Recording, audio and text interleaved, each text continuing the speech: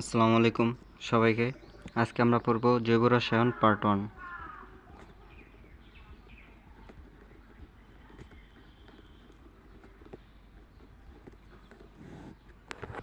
আচ্ছা, জৈব রসায়ন প্রথমে পড়তে হলে আমাদের ইতিহাস আর উৎপত্তি কোথা থেকে আসছে, মানে জৈব রসায়নটা কোথা থেকে আসছে তার ইতিহাস আর উৎপত্তি সম্পর্কে জানতে হবে। হেডলাইন দিয়ে চলো, ইতিহাস ও উৎপত্তি।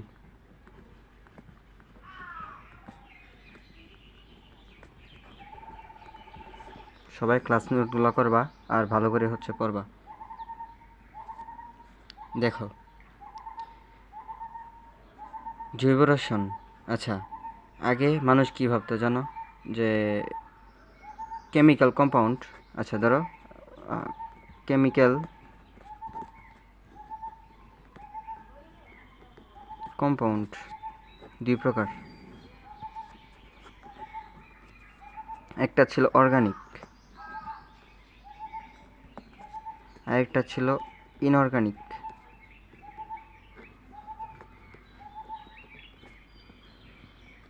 এই কেমিক্যাল কম্পাউন্ডটাকে কিসের ভিত্তিতে ভাগ করছে জানো? এই কেমিক্যাল কম্পাউন্ডটাকে ভাগ করছে হচ্ছে সোর্সের উপর ভিত্তি করে, সোর্স বা উৎসের উপর ভিত্তি করে।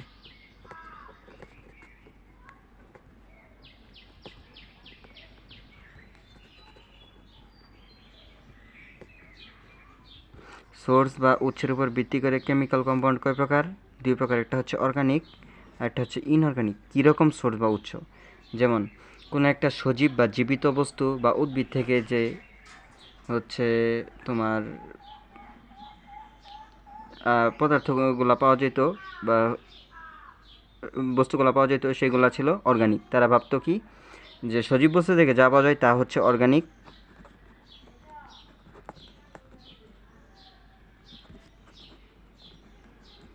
আর ইনঅর্গানিক কি? ইনঅর্গানিক হচ্ছে নির্জীব বস্তু থেকে যা পাওয়া যায়, মানে মৃত বস্তু, জড় বস্তু থেকে যা পাওয়া যায় তা হচ্ছে কি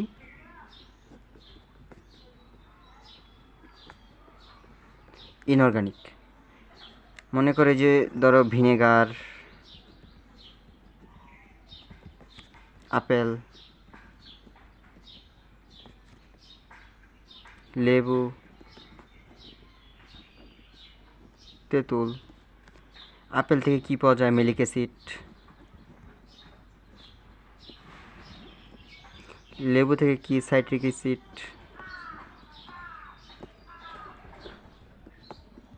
আর তেঁতুল থেকে পাওয়া যায় টার্টারিক অ্যাসিড। এটা হচ্ছে 9-10 বইয়ে ছিল।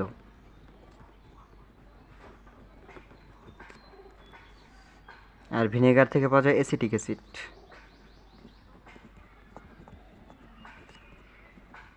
আচ্ছা, এগুলো থেকে পাওয়া যায়। আপেল কি? আপেল তো একটা সজীব বস্তু, যেমন একটা উদ্ভিদ থেকে সৃষ্টি হচ্ছে। তাহলে কি এগুলা কি? এগুলো হচ্ছে অর্গানিক। তারা আগে আর কি ভাবতো। আর এই অর্গানিক তারা কি ভাবতো জানো? অর্গানিক ভাবতো হচ্ছে শুধুমাত্র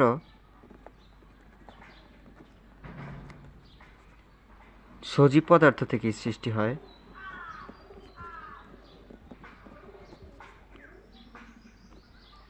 সজীব পদার্থ থেকেই জৈব যৌগের উৎপত্তি বা তৈরি হয়।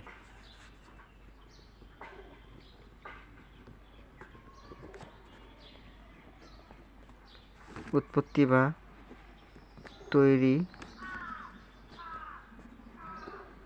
সম্ভব। এদেরকে গবেষণাগারে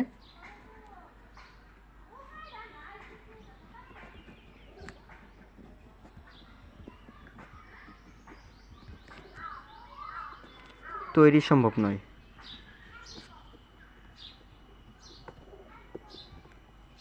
ওই সময় ভাবতো কি, আগে ভাবতো যে শুধুমাত্র সজীব বস্তু থেকেই অর্গানিক সৃষ্টি হয়। আর ল্যাবরেটরি বা পরীক্ষাগারে এই অর্গানিক সৃষ্টি করা যায় না। অর্গানিক কম্পাউন্ড কি করা যায় না? সৃষ্টি করা যায় না। এইটাকে কি বলে জানো? এটাকে হচ্ছে ভাইটাল ফোর্স থিওরি। এটাকে বলে ভাইটাল ফোর্স থিওরি বা প্রাণশক্তি মতবাদ। এখন কথা হচ্ছে প্রাণশক্তি মতবাদটা কে দিয়েছে? প্রাণশক্তি মতবাদ দিয়েছে ফ্রেডরিক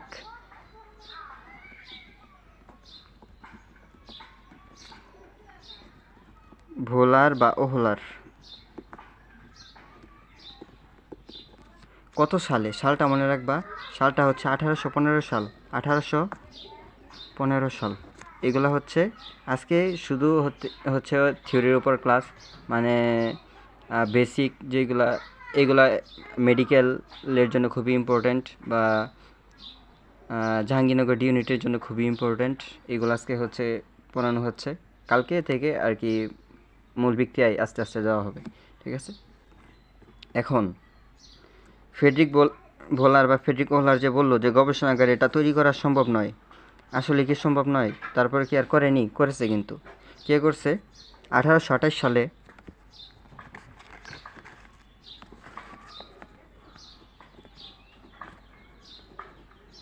আরেকজন বিজ্ঞানী, দেখো 1815 সালে কি তত্ত্ব দিছে বা প্রাণশক্তি মতবাদটা কে দিছে? Frederick Wohler. এটা কিন্তু অনেক দিন পর্যন্ত মানুষ বিশ্বাস করছে যে হচ্ছে সজীব পদার্থ থেকে জৈব যৌগের উৎপত্তি হয়, এদিকে গবেষণাগারে তৈরি সম্ভব নয়, ঠিক আছে? 1800, আচ্ছা সরি, ফ্রেডরিক বোলার না, এটা হচ্ছে বার্জেলিয়াস। এটা বার্জেলিয়াস হবে, মাত্র মনে পড়লো। 1828 সালে। এখন হচ্ছে ফ্রেডরিক বোলার বা ফ্রেডরিক ওহলার।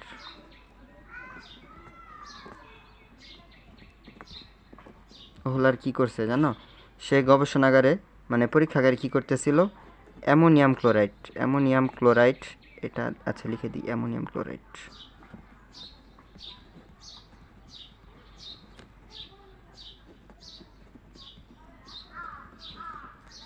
প্লাস পিবি মানে হচ্ছে লেড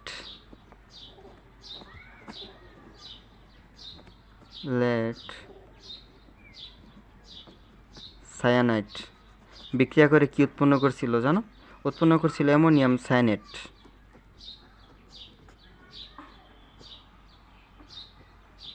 একুয়াস, জলীয়, লিখে দিই অ্যামোনিয়াম সায়ানেট প্লাস, কোথায় লিখবো, এখানে লিখে দিই লেড ক্লোরাইড।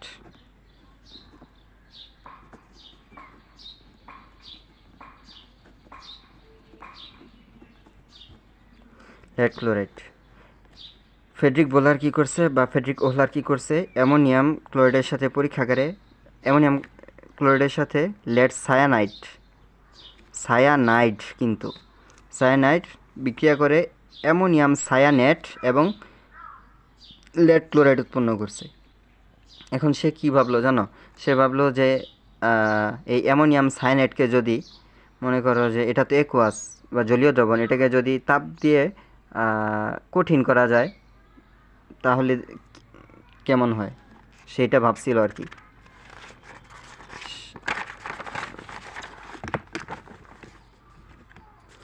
সে ভাবছিল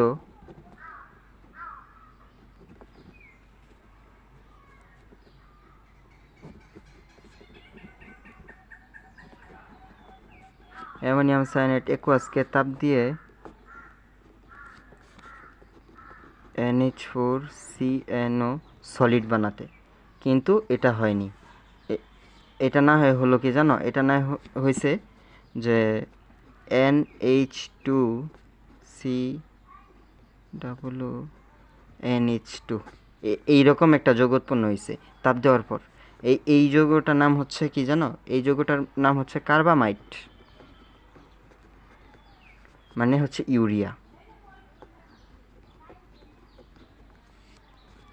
এটা যে ইউরিয়া উৎপন্ন হলো, এখন সে কিন্তু চাইছে যে একটা অজৈব যৌগ থেকে আরেকটা অজৈব যৌগ উৎপন্ন করতে, কিন্তু হয়ে গেছে কি, একটা অজৈব যৌগ থেকে একটা জৈব যৌগ হয়ে গেছে, ঠিক আছে? এখন সে তো আগে তো ভাবতে পারে নাই যে হচ্ছে পরীক্ষাগারেও এটা উৎপাদন করা সম্ভব, ইউরিয়া উৎপাদন করা সম্ভব। এখন ইউরিয়া যে একটা জৈব যৌগ, এটা কিভাবে বুঝলো, তাই না? সে যে উৎপাদন করলো, ইউরিয়া যে হয়ে গেছে, ঠিক আছে, এখন হচ্ছে ইউরিয়া যে জৈব যৌগ, এটা কিভাবে বুঝলো? রাউলি নামের একটা বিজ্ঞানী 1773 সালে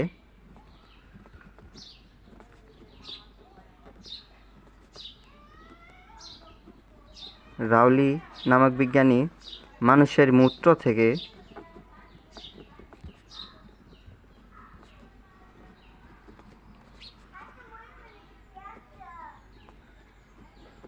ইউরিয়া উৎপন্ন করেছিল বা আবিষ্কার করেছিল। আচ্ছা, এখন 1773 সালে কিন্তু কী করছে, মানুষের ইউরিয়া আবিষ্কার হয়ে গেছে। ইউরিয়া যে একটা জৈব যৌগ, এটা কত সালে প্রকাশিত হয়েছে? 1773 সালে। এখন সেটা আবার আবিষ্কার করছে কিভাবে? এই যে লেড সায়ানাইডকে একোয়াসকে সলিড করতে যায় কী হয়ে গেছে, কার্বামাইড বা ইউরিয়া হয়ে গেছে। এখন তো বুঝতে পারলো যে কি বলে, পরীক্ষাগারেও ইউরিয়া জৈব যৌগ উৎপাদন করা সম্ভব। তখনই হচ্ছে প্রাণশক্তি মতবাদ শেষ। তখনই কী হয়ে গেছে, প্রাণশক্তি মতবাদ শেষ হয়ে গেছে। তখনই হচ্ছে মানে এই জৈব যৌগের আস্তে আস্তে বিস্তারটা ঘটছে। ঠিক আছে, এখন আমরা বলবো জৈব যৌগটা কি। জৈব যৌগের তো একটা সংজ্ঞা আছে নাকি? জৈব যৌগ, জৈব যৌগ কার্বন ও হাইড্রোজেন দ্বারা গঠিত।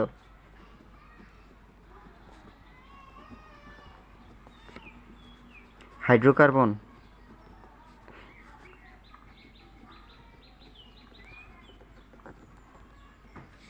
এবং এদের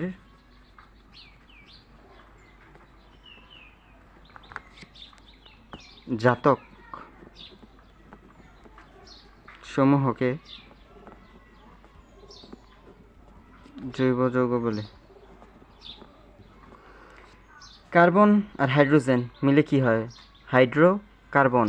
হাইড্রোজেনের হাইড্রো আর কার্বন থেকে নিলাম কার্বন, এটা হচ্ছে মানে কার্বন আর হাইড্রোজেন যুক্ত যে যৌগ, সেগুলোকে কি বলা হয় জানো? হাইড্রোকার্বন বলা হয়।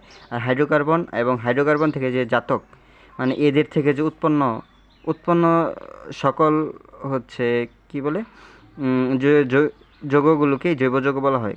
হাইড্রোকার্বন থেকে যে যৌগগুলো উৎপন্ন হয় সেগুলোকে কি বলা হয়? জৈব যৌগ বলা হয়।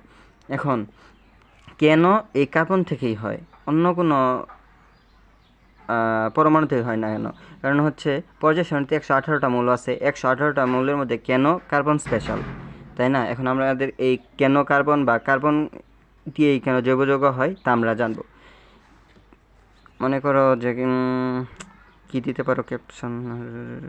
আচ্ছা, কেন কার্বন, কেন কার্বন, এটা হচ্ছে হেডলাইন। কার্বনের 3টা ধর্ম আছে, একটা ক্যাটেনেশন, একটা সমানুতা, আর একটা হচ্ছে পলিমারকরণ। এখন ক্যাটেনেশন আমরা প্রথমে পড়ব ক্যাটেনেশন সম্পর্কে।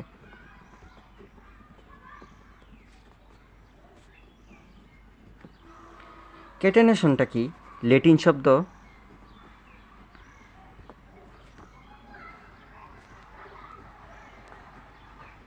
ক্যাটেনা থেকে ক্যাটেনেশন শব্দ এসেছে। কোথা থেকে এসেছে? ল্যাটিন শব্দ ক্যাটেনা থেকে ক্যাটেনেশন শব্দ এসেছে। এর অর্থ মনে হয় চেন, ঠিক আছে? চেন বা শিকল। এর একটা বিশেষ ধর্ম আছে, ক্যাটেনেশনের একটা বিশেষ ধর্ম আছে।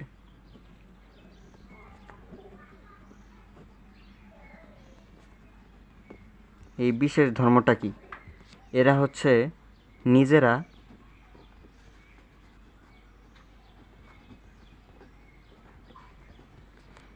নিজেরা মিলে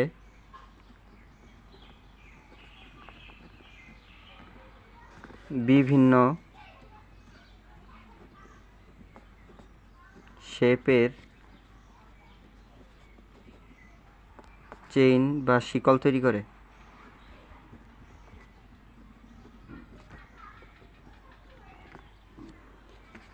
এখন এই শিকল বা চেইনটা কীভাবে তৈরি করে? মনে করো যে এই যে দুইটা কার্বন, একটা কার্বনের সাথে একটা বন্ধন দ্বারা যুক্ত আছে। যদি চায় সে আরেকটা কার্বনের সাথে যুক্ত হতে পারে, সে চাইলে আরেকটা কার্বনের সাথে যুক্ত হতে পারে। সে আবার মনে করো যে এখানে একটা কার্বন আছে, সে চাইলে এভাবেও যুক্ত হতে পারে। তাহলে কি হয়ে গেল? চতুর্ভুজ হয়ে গেল। সে চাইলে ত্রিভুজও গঠন করতে পারে এভাবে। আবার সে চাইলে কি করতে পারে? মনে করে যে বেনজিন কেমন ছিল?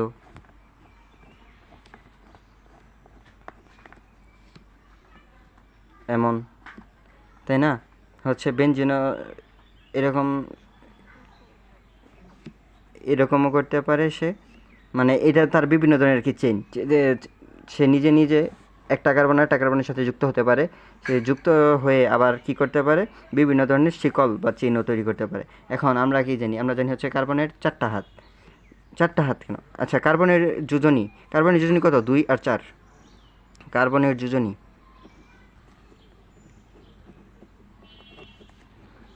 2 এবং 4। জৈবযৌগের 4টাই না হয়, মানে 4টাই ধরা হয় আর কি। এই জন্য কার্বনের যোজনী যেহেতু 4, আর এই জন্য কার্বনকেও হচ্ছে কি করা হয়, কার্বনের হাত 4টা। এখন মনে করো একটা কার্বন আর একটা কার্বনের সাথে যুক্ত হয়েছে। এখন আমি কি বলছি যে কার্বনের যোজনী 4, তার মানে কার্বনের হাতও 4টা। কার্বনের হাত কয়টা?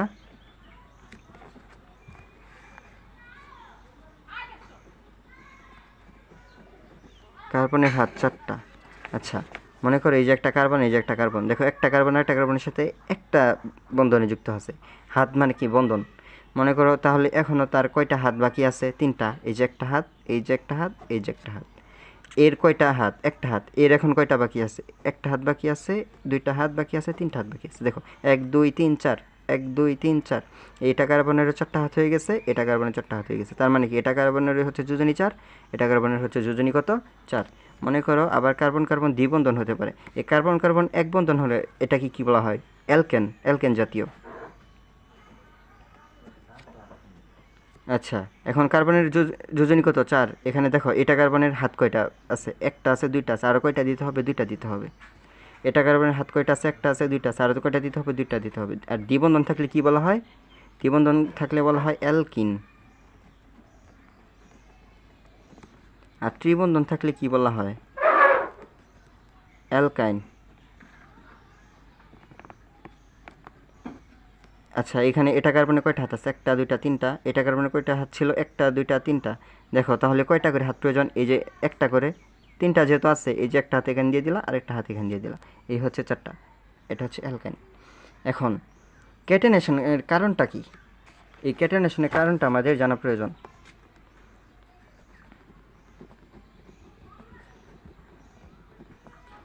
ক্যাটেনেশনের কারণ,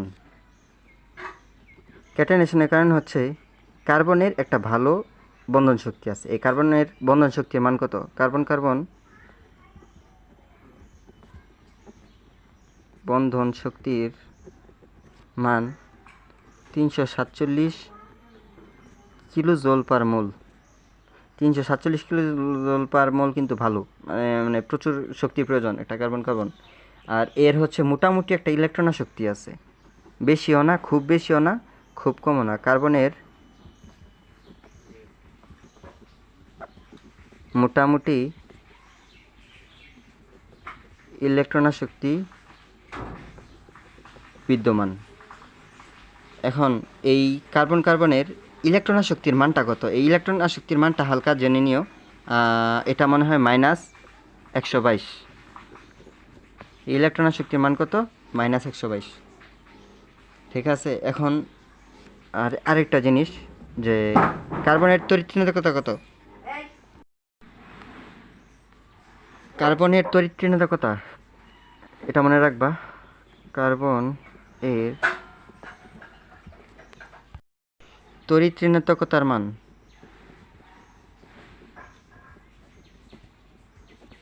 2.5। এখন এটা নিয়ে হালকা একটু পড়া আছে যে প্রথম পর্যায়ের হাইড্রোজেনের তড়িৎ-ঋণাত্মকতার মান কত? হাইড্রোজেনের তড়িৎ-ঋণাত্মকতার মান হচ্ছে 2.1। আর ফ্লোরিনের তড়িৎ-ঋণাত্মকতার মান কত? ফ্লোরিনের তড়িৎ-ঋণাত্মকতার মান হচ্ছে 4। এখন এই হাইড্রোজেন এবং ফ্লোরিনের যে গড় মান বা এভারেজ মানটা, এই তড়িৎ-ঋণাত্মকতার এভারেজ মানটা হবে কি জানো? এভারেজ মানটা হবে অ্যারাউন্ড 2.5। ঠিক আছে। আচ্ছা, আর এই কার্বনের তড়িৎ-ঋণাত্মকতার মান হচ্ছে 2.5। তার মানে কি এই একবারে মাঝামাঝি, কি বলে, পর্যায় সারণীর মাঝামাঝি। আর যোজ্যতা ইলেকট্রন আছে। এখন এটা নিয়ে আরেকটু পরে বলতেছি, যোজ্যতা ইলেকট্রন নিয়ে। যোজ্যতা ইলেকট্রনের জন্য সিগমা ও পাই বন্ধন বিদ্যমান। ঠিক আছে, এখন একটা জিনিস দেখো যে ওই হাইড্রোকার্বন যখন পড়লাম, হাইড্রোকার্বন কি দ্বারা গঠিত বা জৈব যৌগ? কার্বন এবং হাইড্রোজেন। কার্বন এবং হাইড্রোজেন ধরা হচ্ছে এক বন্ধনে যুক্ত হয়, মনে হয় না, মনে করো না, হ্যাঁ কার্বন আর হাইড্রোজেন এক বন্ধনে যুক্ত হয়, একটা বন্ধন দ্বারাই যুক্ত হয়। এখন কার্বনের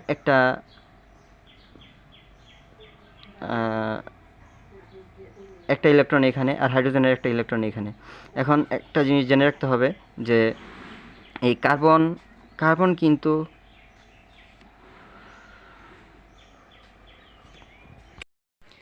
কার্বন এবং হাইড্রোজেন, কার্বনের হচ্ছে তড়িৎ মান কত? কার্বনের তড়িৎ মান হচ্ছে 2.5, এই যে মাত্রই আমরা জানলাম। আর হাইড্রোজেনের তড়িৎ মান কত জানো? হাইড্রোজেনের তড়িৎ মান হচ্ছে 2.1। এখন দেখো যে যার তড়িৎ বেশি, এই দুইটা কার্বন সে তার নিজের দিকে টানবে। মনে করো এই কার্বন এই দুইটা কার্বন নিজের দিকে টেনে নেয়, কারণ কি? কার্বনের তড়িৎ মান বেশি। তাহলে হাইড্রোজেন কি করে? এই হাইড্রোজেন অপসারিত হয় বা প্রতিস্থাপিত হয়, প্রতিস্থাপিত হয়। এই হাইড্রোজেন প্রতিস্থাপন যোগ্য, প্রতিস্থাপিত হতে পারে। এই হাইড্রোজেন প্রতিস্থাপিত হয়ে এখানে বিভিন্ন ধরনের যৌগ বা মৌল বসতে পারে, যেমন কার্বনের সাথে ক্লোরিন বসতে পারে, কার্বনের সাথে নাইট্রোজেন বসতে পারে, এরকম আরও বিভিন্ন ধরনের যৌগ বসতে পারে। যৌগ বসে এই জন্যই কার্বনের প্রাচুর্যতা বেশি, এই জৈব যৌগের প্রাচুর্যতা বেশি।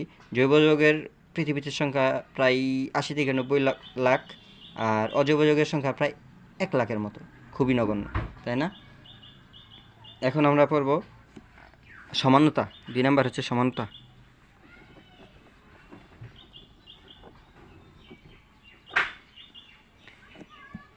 সমানতা আলাদা একটা সেকশনই থাকবে, একটা ক্লাস থাকবে। এখন সমানতা সম্পর্কে পড়ব।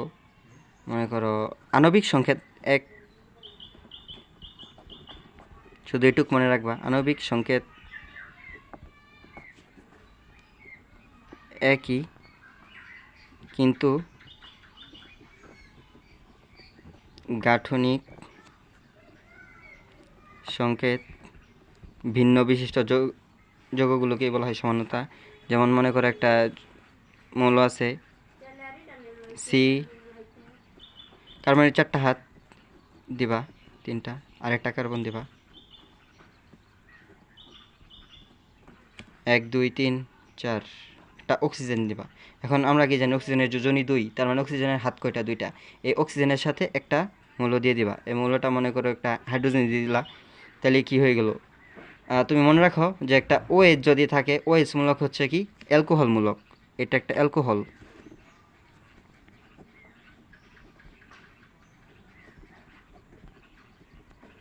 এখন তুমি এই অক্সিজেনটা যদি এই 2টা কার্বনের মধ্যে নিয়ে আসো, তাহলে কি হবে জানো? এইটুকু সম্পূর্ণ ঠিক থাকবে, এই 2টা কার্বনের মধ্যে একটা অক্সিজেন, তাহলে কি হয়ে যাবে? এটা যদি এখানে চলে আসে, এই হাইড্রোজেনটা কার্বনের সাথে চলে যাবে। দেখো এখানে হাইড্রোজেন কয়টা আছে? 1টা 2টা 3টা 4টা 5টা 6টা, 6টা হাইড্রোজেন আছে। এখানে কয়টা হাইড্রোজেন? 1টা 2টা 3টা 4টা 5টা 6টা, 6টা হাইড্রোজেন। কয়টা কার্বন? 1টা কার্বন 2টা কার্বন। এখানে কয়টা কার্বন? 1টা কার্বন 2টা কার্বন। এখানেও একটা অক্সিজেন, এখানেও একটা অক্সিজেন। তার মানে এখানে কি? এটা কিন্তু অ্যালকোহল, কিন্তু এটা ইথার। এটা কিভাবে ইথার? এটা তো তুমি এখনো তো কার্যকরীমূলক তুমি জানোই না। এই কার্যকরীমূলকটা কালকে পড়াবো। তুমি মানে আগে চিন্তা করো যে এটা তো ইয়া গাঠনিক সংকেত, আণবিক সংকেত তো একই, তাই না?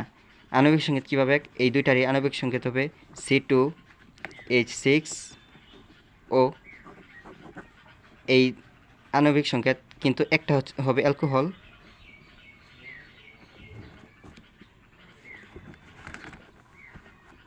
একটা হবে অ্যালকোহল আরেকটা কি হবে জানো? আরেকটা হবে ইথার।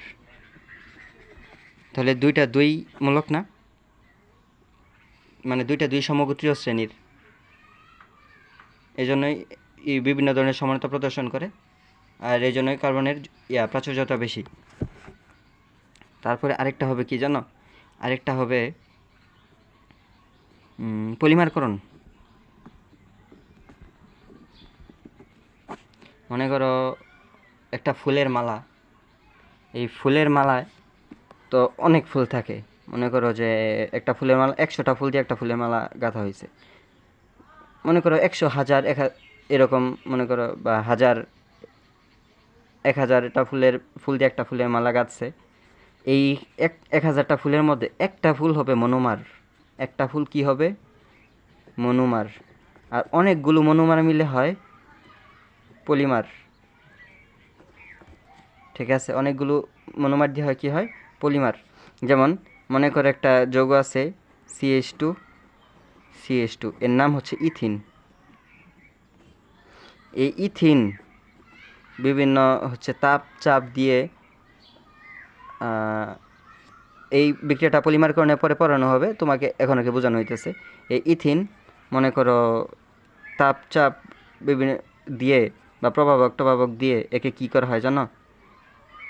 এর পলিমার করা হয়। এর পলিমারটা হবে এরকম CH2N। এটা হবে পলিথিন, ইথিন এরকম।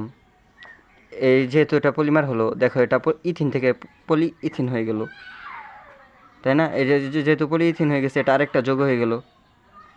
আর এটা এই ইথিনটা কি? ইথিন হচ্ছে মনোমার, আর পলি ইথিন কি? এটা হচ্ছে পলিমার। তাহলে এভাবেই তো হচ্ছে একটা থেকে আরেকটা যৌগ হচ্ছে, তার মানে কি? আর জৈব যৌগের প্রাচুর্যতা বাড়বেই, মানে জৈব যৌগের সংখ্যা বাড়বেই, এটাই স্বাভাবিক।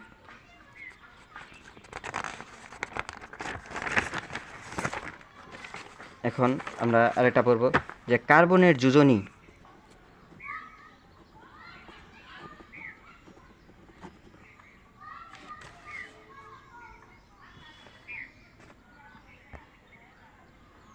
কার্বনের যোজনী ও একাধিক সংকরণ।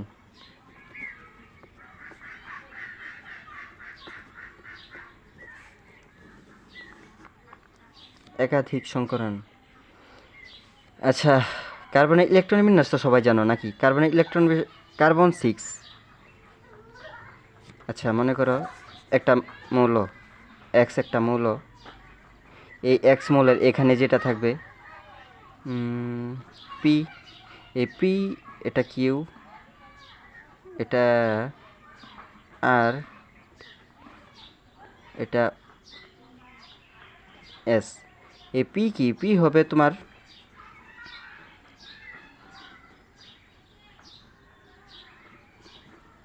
পারমাণবিক সংখ্যা।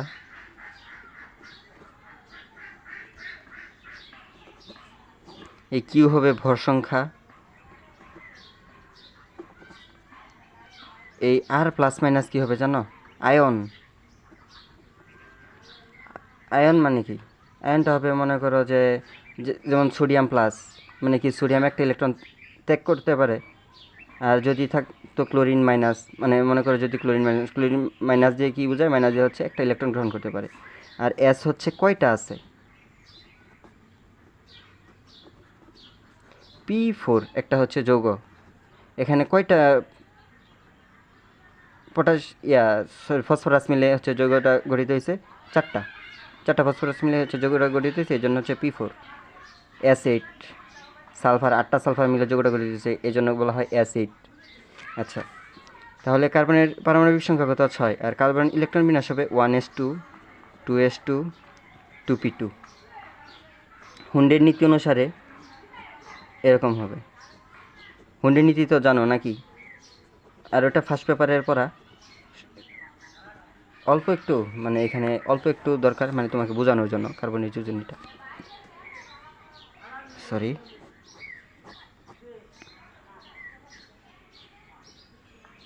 দেখো, আচ্ছা, যোজনী কি? যোজনী হচ্ছে কোনো একটা পরমাণুর যোজ্যতা স্তরের সর্বশেষ কক্ষপথে বা যোজ্যতা স্তরের যে মানে যে কয়টা অযুগ্ম ইলেকট্রন থাকে তাকেই হচ্ছে যোজনী বলা হয়। এই কার্বনের এই যোজ্যতা স্তরে কয়টা অযুগ্ম ইলেকট্রন আছে, মানে বিজোড় ইলেকট্রন কয়টা আছে, অযুগ্ম মানে বিজোড় কয়টা ইলেকট্রন আছে, 2টা। তার মানে কার্বনের যোজনী কত? কার্বনের যোজনী হচ্ছে 2। যদি কার্বনকে একটু উত্তেজিত করা হয়, তাহলে কেমন হবে জানো? 1s2, 2s2, 2px, 2py, 2pz, এইগুলো হচ্ছে অরবিটাল। আচ্ছা, এখন যদি উত্তেজিত করা হয় তখন কি হবে জানো? এস থেকে একটা চলে যাবে। আচ্ছা, 2p তো ছিল এখানে, এখন এস একটা থাকবে, এস থেকে একটা এই খালি ঘরটাতে চলে যাবে। মনে করো যে এই যে দেখো, পিতে 2টা ছিল, এসে 2টা, এখন যদি উত্তেজিত করা হয় এই একটা এখানে চলে যাবে, এরকম হয়ে যাবে। দেখো,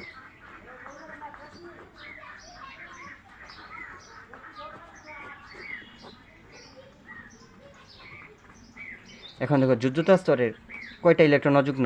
4টা। সুতরাং যোজনী কত?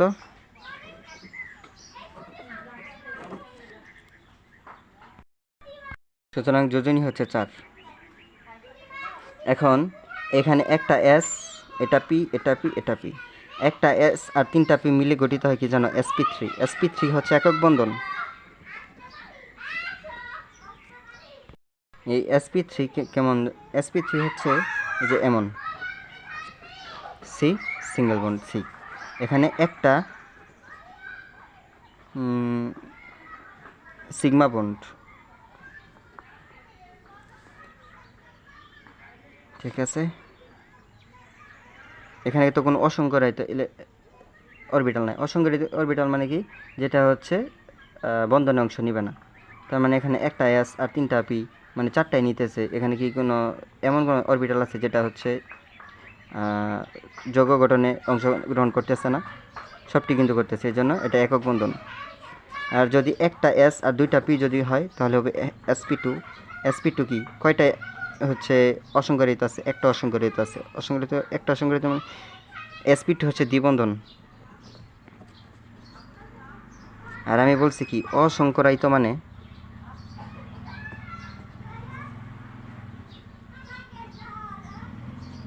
ইকুয়াল টু পাই বন্ধন। একটা অসংকরিত মানে একটা পাই বন্ধন, একটা সিগমা বন্ধন, একটা পাই বন্ধন। এখন sp3 ত্রিবন্ধন কিভাবে? সরি, sp, একটা এস আর একটা পি মিলে হয় sp। আর তাহলে কয়টা অসংকরিত আছে? 2টা অসংকরিত আছে। এখন 2টা অসংকরিত হলে কয়টা সিগমা হবে? একটা সিগমা কিন্তু সবসময় একটাই থাকবে, আর যা থাকবে সবগুলো হবে পাই। এখানে একটা সিগমা আর এই 2টা পাই, এখানে একটা সিগমা, একটা পাই, এখানে একটা সিগমা। তার মানে একটা সিগমা বন্ধন, 2টা পাই বন্ধন, ঠিক আছে, এরকম। আর দেখো, এটার তো 3টা হাত, মানে সবগুলা হাত পূরণ করবা। কার্বনের 4টা হাত, সবগুলা পূরণ করবা। এখন সিঙ্গেল বন্ডটাকে বলা হয় সম্পৃক্ত, আর এই ডাবল আর ট্রিপল বন্ডটাকে বলা হবে কি? অসম্পৃক্ত যোগাযোগ।